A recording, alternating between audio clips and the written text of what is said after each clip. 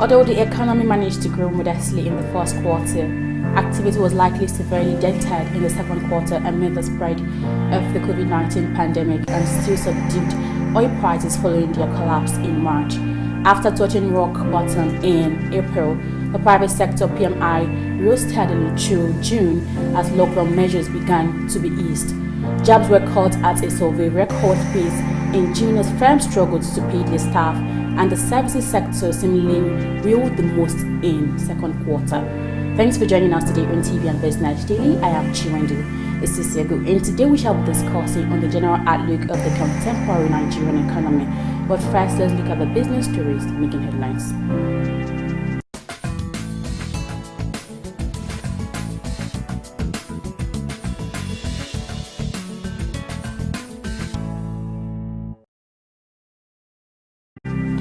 The Federal Executive Council on Wednesday approved the payment of 15.21 million euros offshore and 1.71 billion naira on onshore as part of Nigeria's counterpart funding for the power deal with Siemens AG signed by the Nigerian and German government in 2019.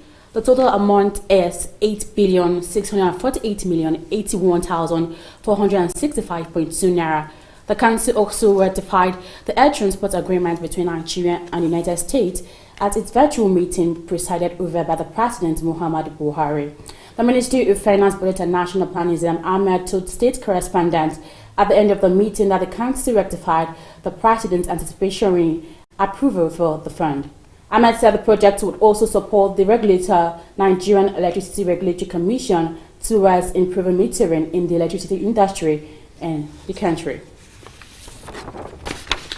The World Bank Board of Directors in Wednesday approved a $500 million credit from the International Development Association for the Adolescent Girls Initiative for Learning and Empowerment to improve secondary education opportunities among girls in targeted areas. The bank said this in a statement on Titled Nigerian to boost support for keeping adolescent girls in school. It stated that girls face many constraints in accessing and completing secondary education. In northern Nigeria, it added the lack of secondary schools was significantly greater, with up to 10 primary schools for every secondary school. The World Bank said the project will support access to secondary education and empowerment for adolescent girls in 7 states, which are Kano, Kebbi, Kaduna, Katsina, Benue, Plateau, and Ekiti State. The Ministry of Transportation, Rotimi Amechi, in Wednesday said if the National Assembly was not comfortable with government borrowing from China, it should tell where huge infrastructure loans could be accessed. He expressed worry about prompts by the lawmakers on loans collected by Nigeria and stressed that such prompts should stall the release of more funds to the country. Amechi also stated that the federal government would not provide hand sanitizer at train stations following the resumption of rail transportation activities at the Abuja-Kaduna line. The minister said efforts were made to repay the loans, particularly the ones from China, adding that the National Assembly investigation should not frustrate the construction of rail projects. The equities market on Wednesday closed positive with a gain of 23 billion naira following gains recorded by 18 quoted firms. The key performance indices NSE All-Share Index and market capitalization appreciated by 0.18%, with market bright closing positive with 18 gainers as against 14 losers. Consequently, the All-Share Index appreciated by its basic point, or 43.5%, to close at 24,693.73 index points as against 24,650.16 recorded the previous trading section. Market capitalization of equities grew by 23 billion naira from 12.858 trillion naira the previous day to 12.881 trillion naira as market sentiment returned to the positive territory. Meanwhile, a turnover of 101.58 million shares exchanged in 3,685 deals was recorded in the day's trading. And that's the business update on Television Nigerian. I am Chiwendu Isisiago. Let's take a quick break. We'll be back shortly. My name is Chiwendu Osisiago, presenter Television Nigerian Business Daily. In a globalizing world, ours is to keep you engaged, informed, and educated on contemporary happenings in the business world. We therefore command a special audience of business-minded viewers who are eager to know more about business, I mean your business. Why don't you take advantage of our special affordable offer to let the world know about your concepts, your goods, and of course, your services. You can call us on 080-3071-6959 or 070-3234-9054. You can also visit us at Television Nigerian in Guzapi, Abuja, and follow us on all the social media handles on Facebook, YouTube, and of course on Twitter at Television Nigerian. Your business is our concern.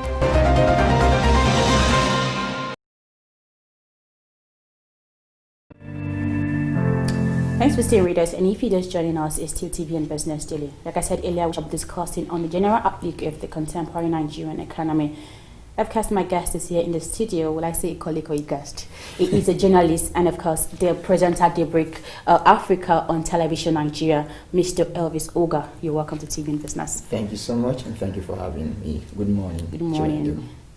So, first of all, let's discuss how this COVID-19 pandemic has actually affected the Nigerian economy at large.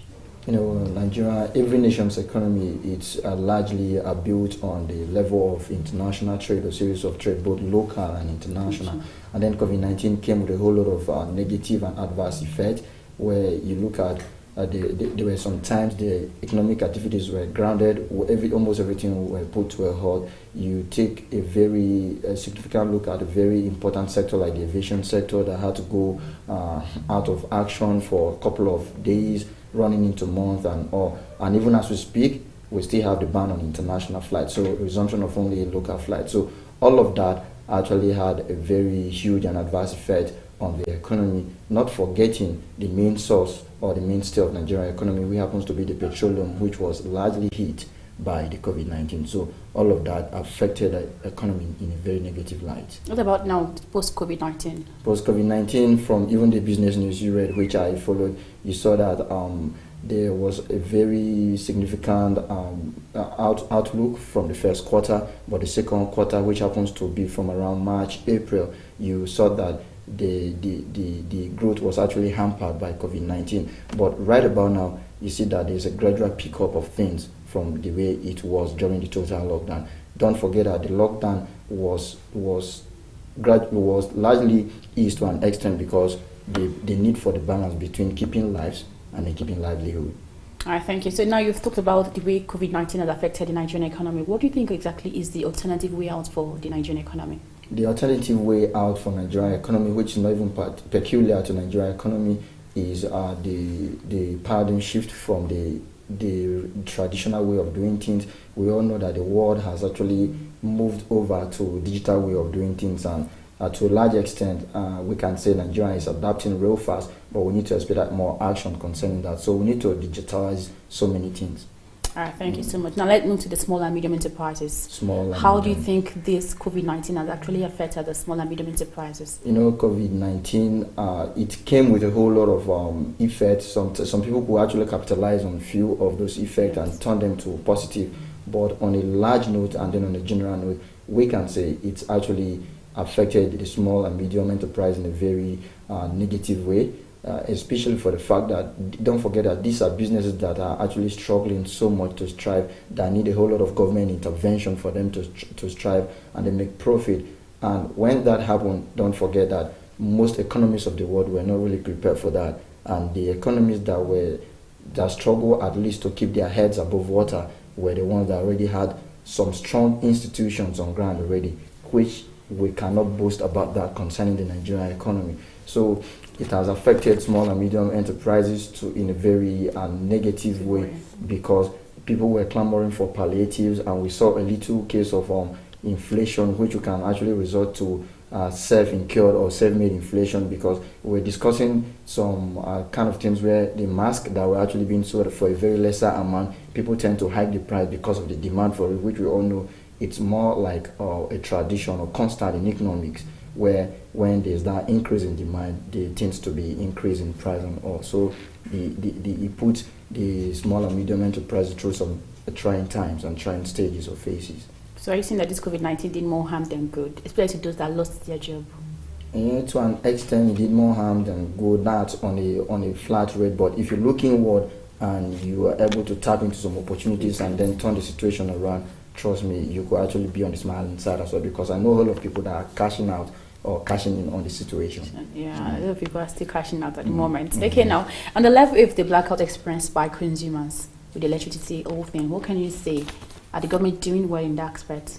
To an extent, the electricity was solely managed and then run by the government initially. Then at around 2008 thereabout, they saw the need to privatize it, and we saw the series of procedures that actually followed. And one can say from 2015 till now, there has been a little bit of improvement concerning our power generation, but that cannot be exactly be said concerning the distribution as well and then transmission. So the government actually need more regarding that, because if you take a look at the economies of the world that are actually doing real well, striving very well, that could largely be linked to their stable power or their stable electricity supply, and that cannot be said about Nigeria to a large extent. So the government needs to do a whole lot concerning power distribution, because we saw that the generation actually upgraded from about 3,000 to 4,000 megawatt before 2015, then to about 6,000 megawatt. But what's the essence of generating that much when they cannot transmit that much, they cannot distribute that much? So the GENCOs have been doing their job according to information and statistics being made available to us, but can we say that about the distribution and the transmission? So the government, like I said, needs to do a series of intervention, even though we saw that they have been trying in one way or the other to see that there's more improvement to that. You can make reference to the deal signed by Siemens. I think it's a German company that's projected to improve our power generation from the 6,000, about 6,000 we have now, to 25,000 megawatt in the nearest future to come. Because if you look at several activities, even down to the artisans, like people that engage in welding, even the telecommunication, if you on an average you spend about the tariff plan for different telecommunication or service providers, maybe they charge you up to 30 naira per minute as you make your calls and all. They are charging that with consideration of the diesel and every other apparatus that they have to make as an alternative for the electric power supply. So just imagine what the call rate will be when we have a stable power supply. So all of these things, if we can look into that, trust me, to make life easier for the citizens. Yeah, thank you so much, Mr. Elvis. Before we go on a quick break, let's talk about this Naira to dollar. It's increasing every day. So how will this affect the Nigerian economy and Nigerians themselves? Naira to a dollar, it's so, I wouldn't want to say unfortunate, but it's kind of weird how maybe that's how strong the economy of the people who tend to use the dollar is, where almost every economic indices is pointing towards them, or they tend to classify how stable your economy is, how sound your economy is, by comparing the strength or the value of your currency to that of a dollar and the pounds and the rest. So I saw where it actually dipped to an all-time high, or to a very, not an all-time high, but to a high of about 475 to a naira at the parallel market, and then at the forex centers it was about 388, and it's going to affect our economy in a very adverse way, because you see that's more like a purchasing power. So you tend to see an increase in the prices of commodities across all sectors, and we are from a place where people tend to take advantage of every situation, not minding the effect it has on the neighbors, on their brothers. I recall that there was this time where there were actually some policies by the CBN, the Apex Bank, to see how we can strengthen our naira, where they place a ban on some items that you cannot procure or access forest to actually import. And then when you go to buy things, even things that are locally manufactured in the country, you see the sellers tell you border closure. So some of these things actually, if we don't address them, trust me, it's going to affect our economy in a very bad light. And somebody was actually making a suggestion sometimes on a platform I was opportune to be on with him at the same time, and he said, I think the premium we place on this dollar, this currency, and then the level of negligence we actually exhibit on our own local currency goes a long way. Take for instance, we want to talk about our budget sometimes. they first equate it to the dollar first and tell you the value in dollar before they bring it to naira. They want to pay some money, they tell you in dollar. And he was suggesting that I think it's about that time we started talking about all our transactions, even when people want to do business with us, be it the world powers, let's tell them we want to do this business in naira. And trust me, when we start doing that, we can see that the naira becomes appreciated a little bit more than what it is. All right, thank you so much. All right, let's take a quick break. Then after the break, we'll continue from where we start. Stay with us. Now the match don't start. Tunde na him first catch coronavirus. Him pass am to Sarah. Sarah go market and she dash Adamu. Adamu carry the virus run come give him children for house. Now so the children carry the virus enter playground. From playground, it can't enter grandpa body. Grandpa take over, pass and give him friends as they shake hand for road. Now so grandpa friends carry coronavirus go their house. So before you know, they don't throw away and give everybody for yard. Now so corona enter box 18 and he say go! My people, if we give coronavirus chance, it go win all of us.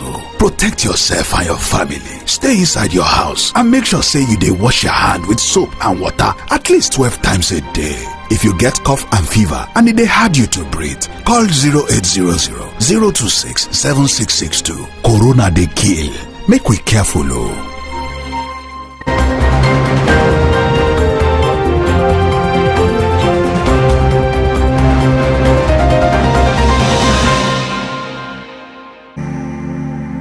Many thanks for joining us again on TV Investors, and we've been discussing on general outlook of the contemporary Nigerian economy. My guest is a journalist and a presenter at Daybreak Africa in television Nigerian, Elvis Oga.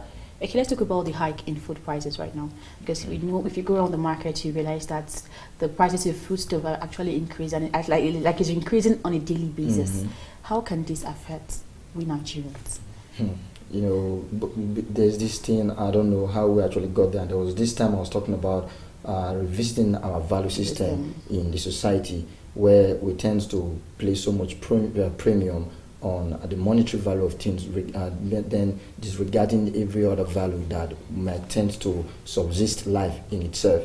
And when having talked about that and then looking at how the whole outlook is concerning the Nigerian contemporary society, anything that has to do with price or money, you know, it directly affect our living, affect us as people. And food is one basic essential necessity of life, which we all know the rest are actually shelter and housing. These are the only two that can be actually be in the same category with food. And to an extent, some people will tell you they can actually handle the rest once food is available. That's why you see people making provision to sleep wherever they want to sleep, or at least they need that food, which is food, to keep them going. So an increase in the price of food is going to bring an untold hardship on Nigerians. So, you know, there was this thing I keep talking about every time I'm opportune to talk about it. Like somebody said, in Africa, to make Africa great, which Nigeria is one of the countries in Africa, we don't need strong personality, we need strong institution. And there was something the former president of the country, the president of Goodluck Jonathan, talked about in his manifesto when he was campaigning for the elections in 2011. And one of his manifestos that I fell in love was trying to set up a price regulatory body that will in turn control price of commodities in the market. And till date, we don't really see that. We also, people want to see much action from agencies like the Manufacturing Association of Nigeria, where they take into consumer protection, where people don't pay more than necessary for the one to buy, because you have people, like I said, capitalize or take advantage of every situation at the detriment of their brothers, not mine, because everybody want to keep piling up money, want to keep stacking it up, because we've actually placed so much premium on it. So the hike in the prices of food on a daily needs to be checked by setting up those price regulatory body, and then some other consumer protection agencies or commission coming on board to see that that is actually checked. Else it will get to a point that, okay, we keep talking about there's an increment in the minimum wage and all of that. If those things are in place and then you don't deal with the other factors that actually tend to bring this hardship on people, it's more like the same result. So when you are earning 18,000 naira and then you buy a biscuit, a pack of biscuit for 150, and then they increase the salary, the minimum wage to 30,000 naira, and you buy a pack of biscuit for 300 naira, do you know you're still losing compared to when it was 18,000 naira? So as we're moving higher in one direction, we need to balance it off from the other indices as well. If not, it's more like going around the same circle and expecting different results, which is not possible. But not just on food, goods and services too. No, Nigerians like opportunities where when they get that kind of opportunity, they use it to increase, food prices, goods and services. Like when this COVID-19 came, Nigerians started increasing their prices on the food and other things. So I don't know. Do you think it's a good thing? Any little opportunity, they just increase the price. When we're still talking about increment or hike in prices, don't forget that it has a link with the strength of our currency too. So if, like I was making an illustration with somebody, and I said it's actually very pathetic how weak our currency is, and then we need to do something to actually see that it becomes strengthened. Because I was asking, we go out for breakfast and you spend 500 naira, and I'm trying to liken that to $1. Can you spend $500 on a breakfast? No. When you want to buy a car, very expensive car, they tell you it's just in thousands of dollars, but just an old rickety vehicle in this country, you pay up to millions of naira. And you see all of these things.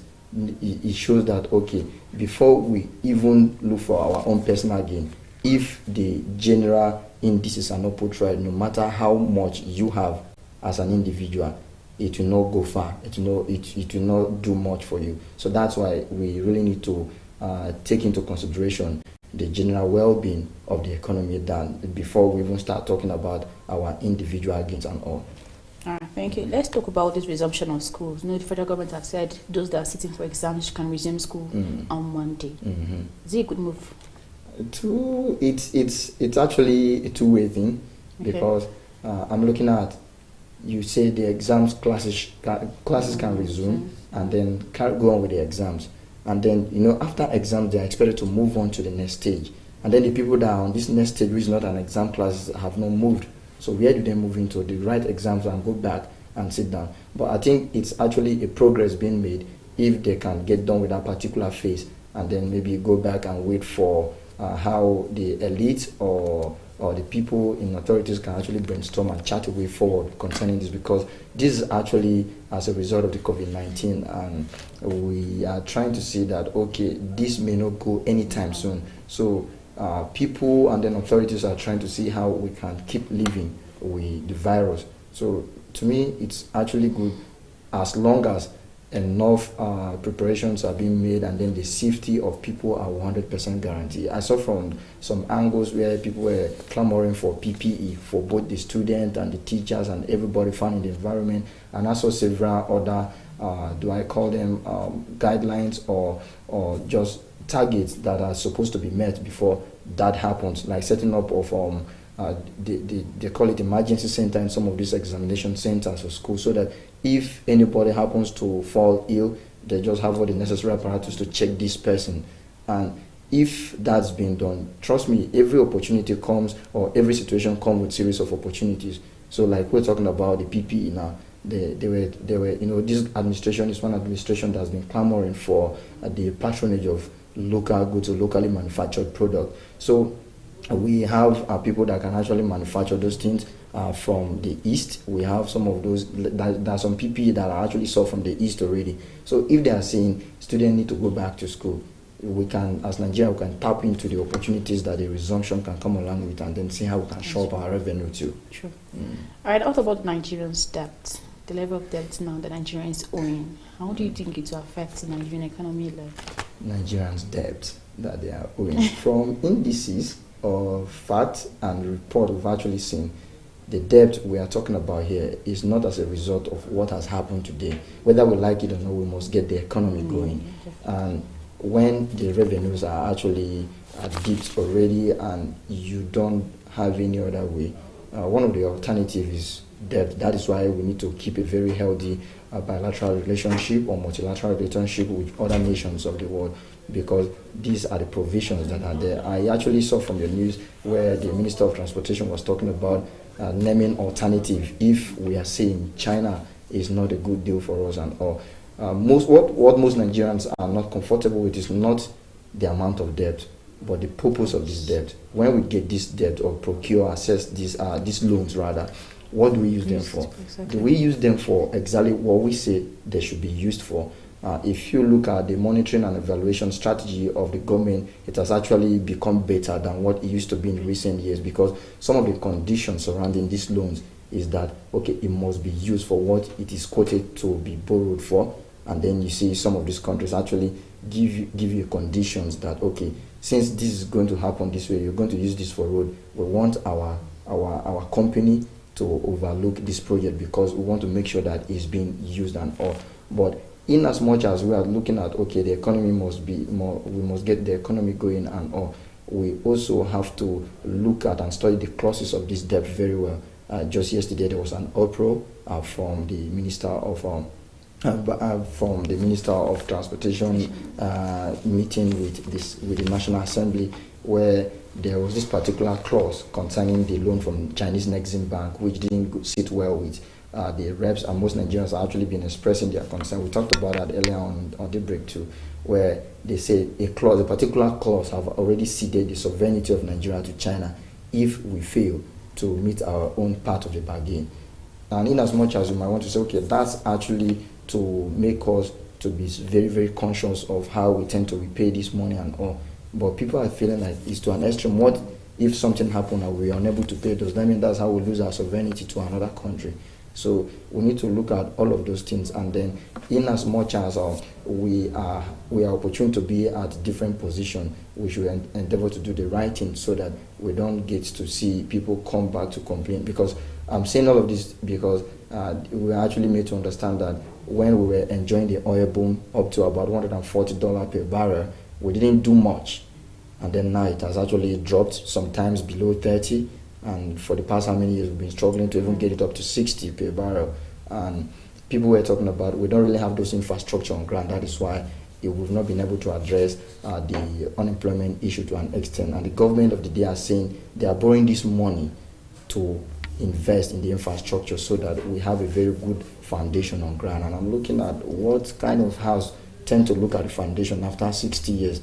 That tell you how much we didn't do from the past as well.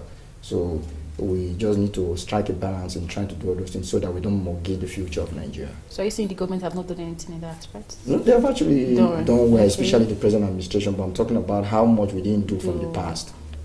So you're advising the government to do more? Yes, to do more, but not borrow more.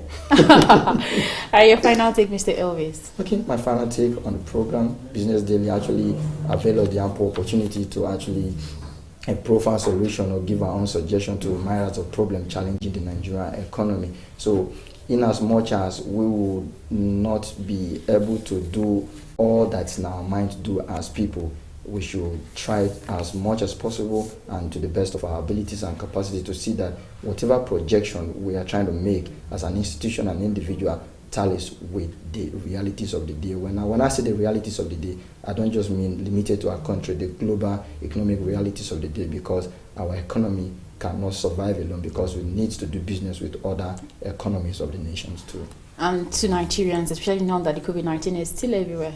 COVID-19 is still everywhere. It's still real. Yeah, it's still real. You need to stay safe, adhere to all the guidelines, and then look for opportunities that came alongside COVID-19 and tap into them. Don't sit idle and then lay back complaining about COVID-19. A lot of people are actually just staying at home doing nothing, feeling like COVID-19 has destroyed so many things. Yeah. Anyways, we hope the Nigerians listen and stand up and do something, because an idle man is what Devil's Workshop. I thank you so much, Mr. Elvis Oga, for coming on TV and Business Daily today. It's good to have you, and we hope to have you some other time. Yes, sir. That's what you have for you today on TV and Business Daily. I am Chiwande Osisiago, and don't forget that you can follow us on all our social media platforms, on Facebook and YouTube, and of course on Twitter at Television Nigerian. Do have a wonderful day. Bye for now, and happy holiday.